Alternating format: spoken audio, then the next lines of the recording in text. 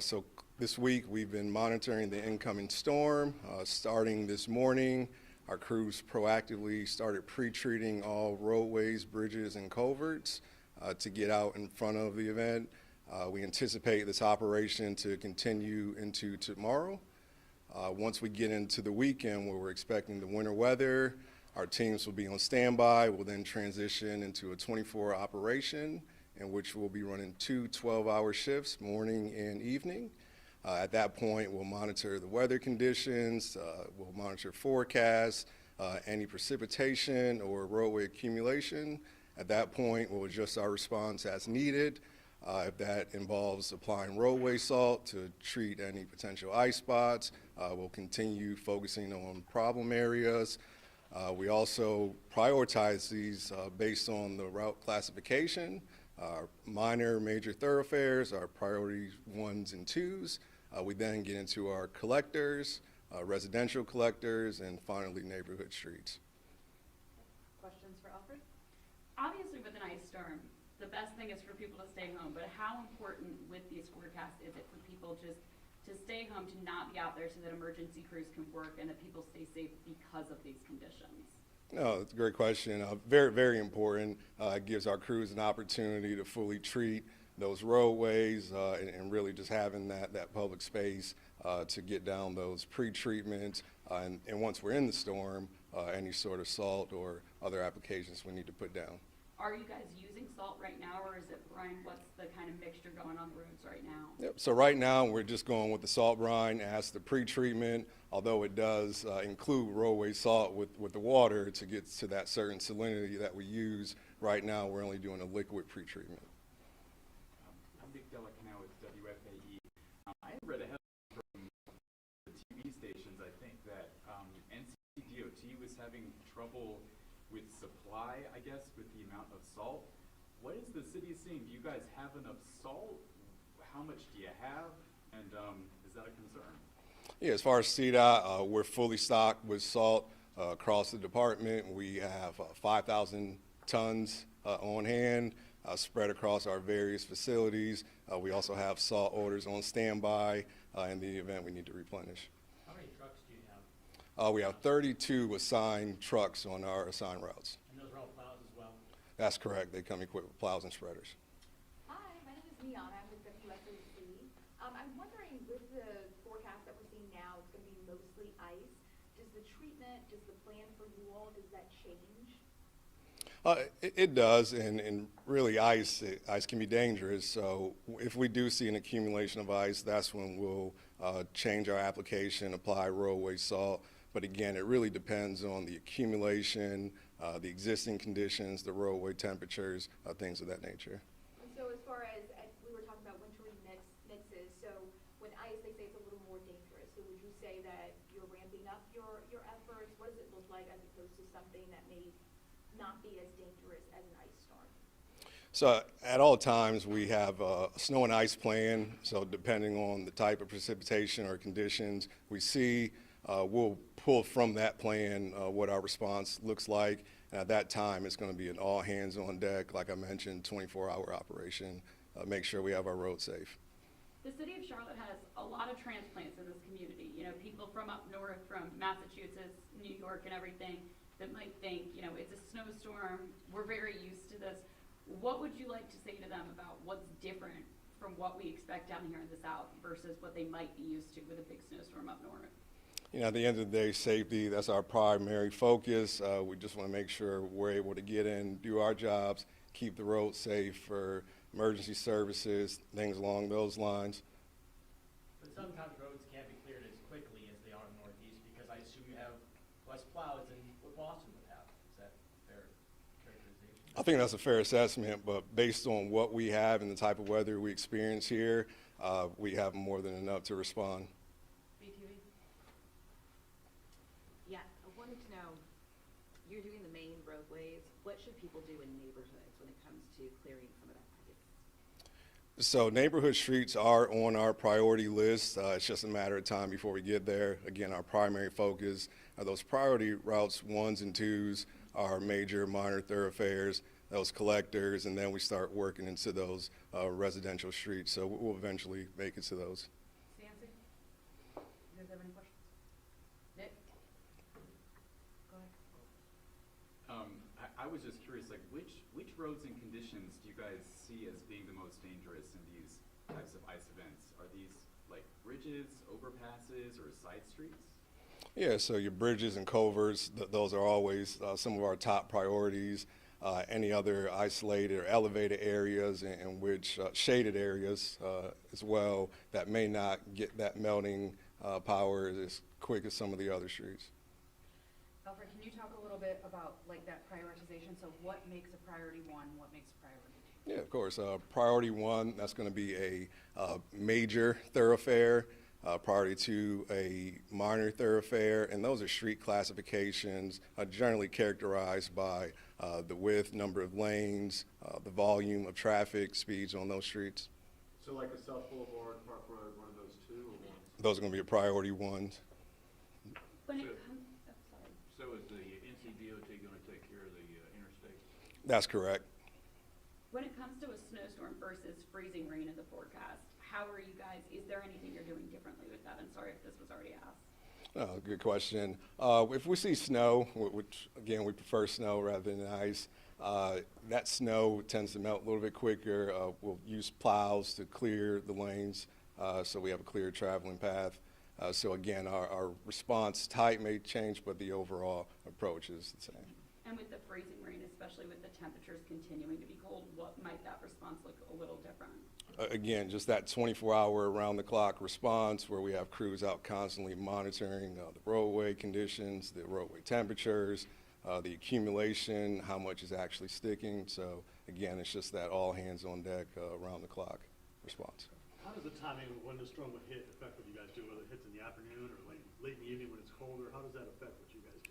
So again, we're on a 24-hour operation, so we'll have 2 12-hour shifts covering the morning and evening. So again, our job is just to monitor those conditions, the forecast, and once we do get into an event and start experiencing any weather, we'll jump into action. Do you have any message to the public? Say they do have to go outside for some reason, they can't stay in, maybe, you know, they need to go out. How can they help you all? Anything that you want to let people know? Again, just everyone stay safe, stay aware. If you do see emergency vehicles on the roadways, obviously be cautious of those. If you see our crews or NCDOT trucks out, there's usually a distance we like for a vehicle to be behind us, 100, 200 feet. So just some general standard practices to keep everyone safe. Well, I had a similar question. It's like, what can residents do right now to actually help your operations? Is there anything? Again, I think just staying tuned in, staying up to date on what the conditions are, what the guidance is at the city, state level. I think that'd be very important. Would you encourage people to be doing their own pre-treatments as well, salting their driveways, sidewalks, things of that nature? So he's in charge of roads.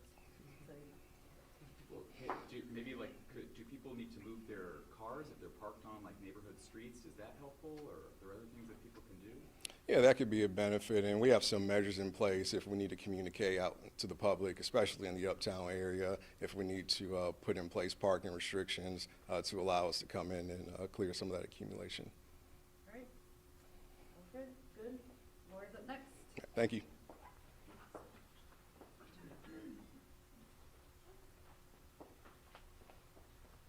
All right, good morning. I'm Lori Reed, L-A-U-R-I-E-R-E-I-D. I'm the city arborist with landscape management. Landscape management, what we do during storms, we make sure roads are clear. So if trees or tree parts fall into the road, we'll respond by making sure those roads are open. Very similar to CDOT, we do prioritize those major thoroughfares. So those are the ones we want to get cleared first, at least one lane open. We want to make sure that there's space for emergency vehicles, police, fire, medics, to be able to get through. We prioritize police stations, hospitals, making sure those routes are open to make sure that's able to get those emergency vehicles where they need to go. Our neighborhood streets are a lower priority, but we do want to make sure that we do get to everything as soon as possible. During this event, what we're going to do this weekend, just like we do every single weekend, we have a 3-person crew on call. So from 3 o'clock every day until 6:30 the next day, we have 3 people whenever something falls into the road. If a road is blocked, it's important that people call 911. That is an emergency. We will then get a message. We will dispatch our crews out there to look at the situation, see what equipment's needed, and get that cleared off. So that's how we're going to be operating moving forward with this event. Our tree maintenance supervisor, Josh Merwin, he's here if y'all want to ask questions specifically to him today, but he's going to be the on-call supervisor and will be managing the event over the weekend. We'll continue our cleanup efforts into next week as well. So people should expect if a tree part does fall in a neighborhood street, if there's a lot of damage throughout the city, that is going to be prioritized, but that will be a little bit later, making sure we get those major thoroughfares cleared first. If we need to move quickly, if we have a lot of calls, sometimes we will cut and clear the road and put the debris behind the sidewalk. We will come back in some instances and pick it up. It just depends on the size of the event. People, again, if a tree is down in the roadway, blocking the road, 911 is the correct call. If it's on the sidewalk, if it's in someone's yard, if it's on the grass strip between the street and the sidewalk, that's not an emergency. They should call 311 and report that, and we will make sure that gets cleared during normal operation times.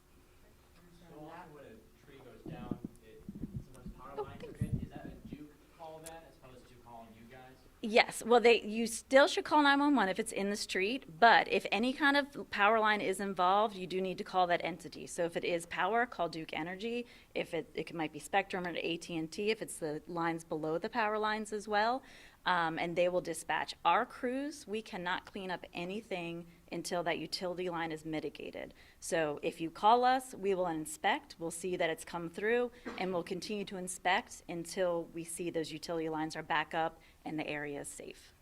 For people that are still not very used to ice storms and Yeah. everything, what are some of the biggest things between a normal snowstorm versus what we might see with this freezing rain, and what do people need to know Yeah. about just the dangers with trees when it comes to that? Sure, yeah. So ice will definitely add a lot of extra weight to those branches. So when we get over about a 1/4 inch of ice on those branches, the small twigs, they will break. Once you start getting up to a 1/2 inch and greater, you're going to get larger branches that are going to start to break.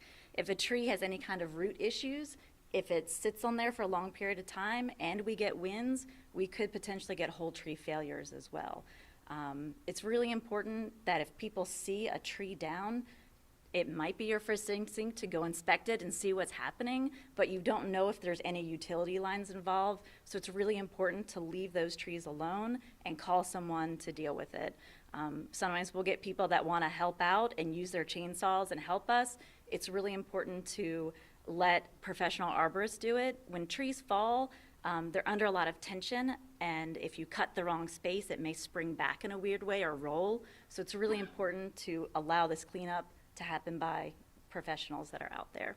You said you have 3 people for regular weekends as opposed to just also this weekend on call. Yes, every single day we have 3 people on call. So have you thought about adding more since there's the probability of having more stuff down? Yeah, so what we do is, right now, we're gonna stick with our regular on-call, and as those calls start going in, we look at the volume and see how much is there, and then we start adding staff to that. So we have 5 inspectors that we regularly, during every single day, that do regular inspections. We can call on them. We have 12 people on our tree crews, so we can call on them to do more inspections. It's very easy to ramp up. And then at landscape management, we are all essential personnel, so every single person in this building can do inspections, can help out. So we have the ability to ramp up and get as many people as we need.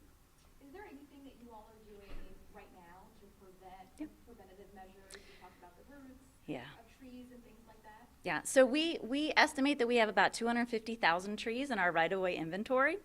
So it would be difficult for us to go ahead and do some kind of mitigation this close to the storm. What we do throughout the year is we do inspections, we do tree maintenance, and so we make sure we prioritize our highest issues. So where we have dead branches or whole trees that are dead. So throughout our regular season of maintenance, we're helping to reduce the risk throughout when we have large events like this. But again, we have 250,000 trees out there in the right of way. And then of course, trees on private property get affected as well, and they will also fall into the rights of way. So if a tree from a yard falls into the street, we will clear that street. We won't clear on the private property, but we'll get that street clear out there. So it's not just our trees, it's all the trees around there. I have 2 questions. Yes. One is, are there certain types of trees or neighborhoods that tend to see more damage during ice storms? And then kind of the same question we put to the roads guy, are there any things that residents can do right now to help prevent damage before the storm hits? Sure, yeah. As to the tree species that may be more affected, with the ice, it's going to be coating those branches and those twigs. So if you have an evergreen tree, right, a tree that has leaves on during the wintertime, so Leland cypress are very notorious for getting ice on them and snow on them and leaning over and falling. That's just a species that tend to do that. So our evergreen trees are going to have more surface area for the leaves to hold that ice. Trees that may have ivy growing in the canopy as well, that stays green all year, that's going to add a lot of weight to those branches, so those type of things. But we do have some trees that lose their leaves, like Bradford pears. Just the way that they grow, the branches grow upright, and they're very tight junctions. And that's a very weak area for a tree. So once you get ice on that weak area, it's just could potentially fall. So, and as far as the area of the city, it really just depends on how that storm comes in, right? So when we have hurricanes, it just depends on what direction it's coming from. When we talk about wind events, which I don't think this one is a wind event, but most of our weather comes from the southwest, so the trees are used to dealing with that normal sway and the wind coming from one direction. When it comes from a different direction, it kind of throws them off a little bit. But this ice event is extra weight on those branches and in weakened areas. So dead branches, areas that have weak attachments to the stem, trees with roots that may be rotten are going to have more of an issue. Does that answer your question? Yeah, You had 3 parts, so I just want to make sure I got everything. Well, Sorry. And then, is there anything that residents can do right now Yep. to help prevent damage before the storm? So it's really close to the storm. A lot of arborists, private companies, they're probably getting their crews ramped up right now and trying to get things together like we are. We're getting our trucks ready, make sure we have fuel, make sure we have chains, make sure we have bar oil, everything we need for this event. So they might be preparing for that. It's really important if you know you have a tree that may have a dead branch, you might not be able to get someone to come out and mitigate it before Saturday. It's Thursday, so it may be a little bit difficult.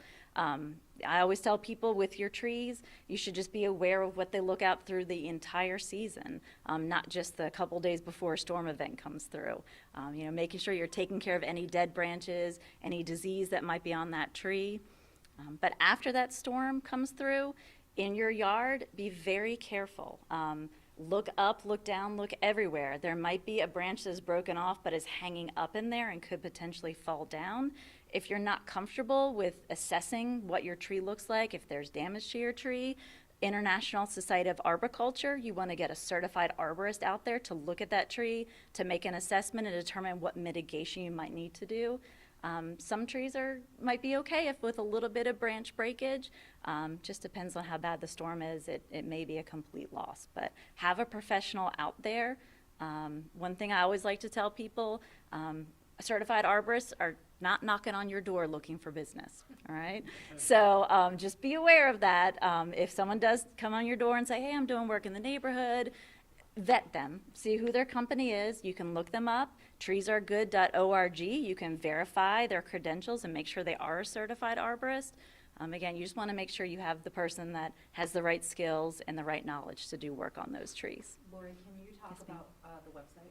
Yeah, sure. So we do have a website, charlottenc.gov/storms. It's on the handout that I gave you. If you don't have a handout, make sure you get one at the end.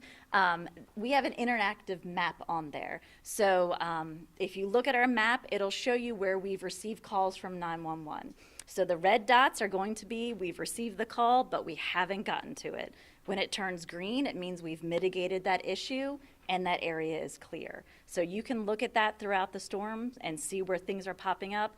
It's public. Any resident can look at that as well. Sometimes I do that when I'm driving in the morning just to make sure roads aren't still closed. So it's very easy. It has a lot of really good information on there about storms as well. So a lot of good information out there. Thank you. Speaking of that, can you talk about from the time you guys get the call Mm-hmm. to the time you guys might be able to get out there, given the fact that probable ice on the roads Yep. and everything else, what time frame can people expect for you guys to actually show up? Sure. So it's really important when people do call into 911 to give as many details as possible, to tell if the road is fully closed or the road is blocked or the branch is on the sidewalk. So for this particular event, we're really going to be prioritizing things that are in the road and getting that roadway clear. So if someone calls in and says a branch fell on the sidewalk, we're probably not going to go out and inspect until next week. So really important to give as many details, as much information. So we'll look at that and prioritize where it is. So our safety is very important. We have very heavy trucks that are going out there. We want to make sure our crews are safe. We will not just be randomly driving around looking for issues. We're going to be responding. So it could be several hours before we get out there. When the police do call us, we do work with dispatch directly. So when you call 911, we are alerted immediately to where it is, and then we can talk to dispatch and get more information from the officer on the ground, and they can let us know when we need to get out, if it's really, really critical. But like Alfred was saying earlier, really encouraging residents to stay off the road is really important. The less people traveling will be better for their vehicles to be able to get around to mitigate any issues and for us to be able to get around. But there will be other arborist companies out as well taking care of down material. So it's not just us at the City of Charlotte. So just try to stay off the roads as much as possible. Lori, continue. You got anything? Observer? Yeah, so you said if, of course, it falls on city property, that's when you'll respond. Say somebody has a tree fall in their yard, Yes. private property. Yes. What should they do then? Yeah, so if the tree falls on private property, either in their backyard towards their house or something like that, they could call an arborist as well to come out. But again, they may not be moving trucks out during the really intense weather as well. If it does fall on their house or it falls on like a utility line in their backyard, utility line, of course, call Duke Energy, and they will come out and make sure that they get that off the line. Duke is going to be very busy as well. Sometimes trees do fall on lines. Sometimes the ice, weighs those lines down enough. Lots of different issues. So if power does go out, if people can be patient, I know it's not comfortable, but be patient as possible. If it does fall into your yard, you may call somebody, but they may not be able to get to you until the next week. Again, being really careful whenever there's a tree down on the ground. Again, I don't recommend just the average homeowner take their chainsaw and try to cut up that tree because things are going to be in weird tension, and if you cut the wrong way, it could move in a strange way. So really getting a arborist out there to take care of that is really the important thing. Lori, you touched on this a little bit, Mhm. but especially with snowstorms and ice storms like this, people like to go out and see it because Yeah. it does look pretty and everything. I But, when it comes to that safety, how long after a storm like this can the weight on those trees still impact the trees if they're breaking the branches or even falling down, and how dangerous can it still be after the storm? Yeah, sure. So that ice may stay on the trees until we get, good enough temperature to start melting it, especially if we get like a half inch or inch. It's going to take a minute for that ice to melt.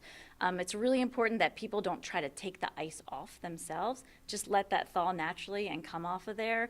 A lot of trees are, especially the ends of the branches and the twigs, are pretty flexible and pretty bendy, which is good. So they'll be able to manage that. And even after the ice melts, it may be a little bit droopy, but kind of over time, it probably will start to lift up. So, I always like to tell people not to move too quickly if they have damage on their tree and make like a really fast decision, especially if the branches are just bent. They may, over time kind of lift back up. So it may be, weeks that you might be seeing that, but hopefully not the ice staying on the tree that long. And even just walking around though, Yeah. and just being outside near those trees Yes. and stuff, how dangerous can that be? Yeah, so you never know when a branch could potentially break. So trees work with a lot of different pressures with wind and rain. When we get this ice on there, it could just be too much weight for that structure of the wood, or if there's a defect, like a damage or a bad attachment, or an insect is bored in, or a mushroom or something is causing a defect, and they could just break. So it's really good to just kind of steer clear outside. We call it the drip line of where the ends of the branches are. So think of like an umbrella. Stay outside of that area if a tree has ice on it. Last question. Yeah, so a lot of focus is rightfully so on sleet, ice that, obviously damage trees. Yep. There's not so much focus on what could be the coldest air we've seen in decades on the way, especially Monday night into our Tuesday. Mhm. I think last time we saw single digits was Christmas of 2022, so over 3 years ago. Might be even colder than that. People are concerned about maybe trees that aren't so used to the cold. What can they do? So if you've recently planted a tree, so this is tree planting season, basically end of October through March, so people may have recently installed small trees in their yard. They might be concerned about those new younger trees. You can, put a sheet over that if it's small enough. Obviously, if you have a 30-foot tree, you're not going to be able to do a lot of protection for that tree. A tree that's very large has dealt with these storm events. Even though for us, the last one was several years ago, you've got a tree that's 30, 40 feet tall, you've got some age in that tree, 20 plus 30 years. So it's had these different events throughout the year. But if you've newly planted some new plants or some new trees, if you can put even just like a sheet over it and just make sure that it's kind of loosely tied at the base to kind of keep it out. We're getting pretty close to the storm, but if soil that has moisture in it is a better heat regulator for the roots of the tree. So you could water some of your plants while it's still warm during the day and get that moisture in the ground. You can also use mulch. Mulch is a fantastic insulator for the ground as well. So you don't ever want to go more than 3 to 4 inches of mulch around a tree root. You want to pull it back from the stem, the main stem of that tree as well. But that's going to be a really good insulator for the soil, holding in that moisture and holding in that heat and helping those roots as well. So that's a very easy thing that people can do, is get some mulch out on top of their plants. If you have tender plants, I have a lot of butterfly-friendly plants in my yard. So a lot of those, thankfully, are kind of died back for the year, but I have a couple evergreen ones. You could put some cover on them if you really wanted to. Yes, that answers your All right, and if you haven't given your email to Anna, wave in the back. Waving in the back. We have a B-roll library that we're gonna send out of our salt trucks, our plows being worked on, everything that we did for storm prep months ago, as well as leading into this week. Okay? Yep. Cool. Did Thank I get you. everyone's questions? Okay, all right. Thank you so much. Thank you. Good to see you, Laura. I know, it's been a minute. I didn't see you, and I heard